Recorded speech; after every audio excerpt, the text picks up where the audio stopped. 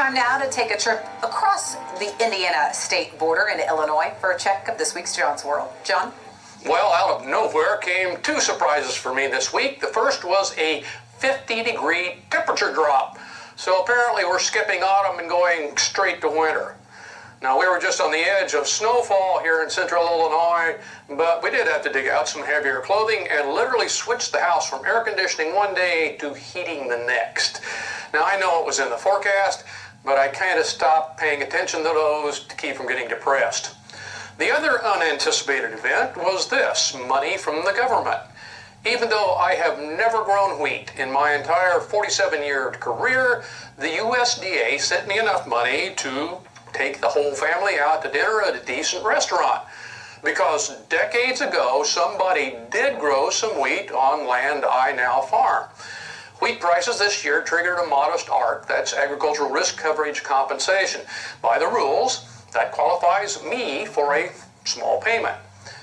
We never seem to learn it is impossible to craft a rational farm program that can both withstand the inevitable market forces reaction or avoid blatantly unfair, even nonsensical results, like me getting a wheat payment. The payment also illustrates for me the central problem with all ag subsidies. They always end up attached to land, not to farmers. While farmers are the poster boys for subsidy backers, all of the several schemes I have lived through have ended up with the money being in the hands of the landowner.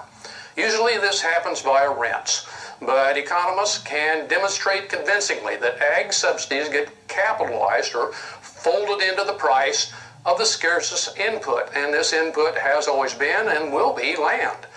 Since subsidy dollars flow to acres and treat farmers essentially the same, they cannot solve the problems of producers who are uncompetitive or even economically unviable. The same payment that seems to make a difference for a producer on the edge will help the producer doing well with whom she competes. Without subsidies, our ag system would adjust to price in greater risk and lower returns, and the same farmers would still be at the top and bottom of our profession. Land prices and rents would be lower by an amount curiously similar to those absent subsidies. Thanks, John. Next up, we're taking tractor tails to new heights. We're sticking in Illinois, and we're going to show you a tractor tails that's a tall tail, and you won't want to miss it. That's next. Well, folks, welcome to Tractor Tales. This week we have a special tall tale for you. I'm in Metamora, Illinois. I'm here with Joel Obery. Now, Joel, behind us. That's a tall tale, all right. On top of the silo. What? We have a tractor up a there. 1928D. Okay, now, how the heck did it get up there? My dad would say I put it in low gear. And I've been telling the same story since he's passed. And your dad, Gene, you guys put the tractor up there in 99. 99. Okay. And you were doing some other work out here with the grain leg? Yeah, we put up a new grain leg in the dryer, and we had a crane out.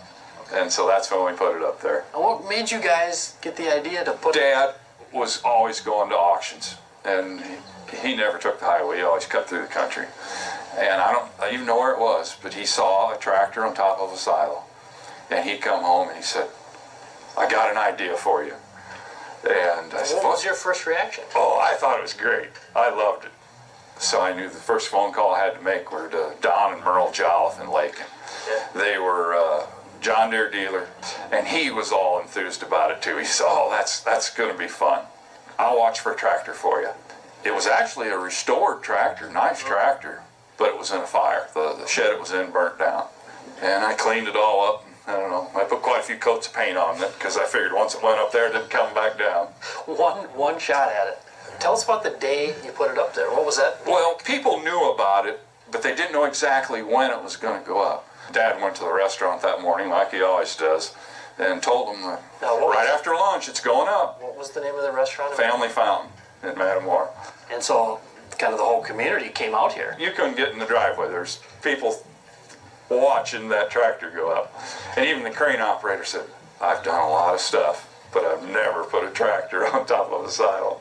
Well, the focus this weekend may be on the big game against Ohio State, but homecoming weekend, Purdue University kicked off its 150th celebration, and it's a focus on the future that we'll tell you about next.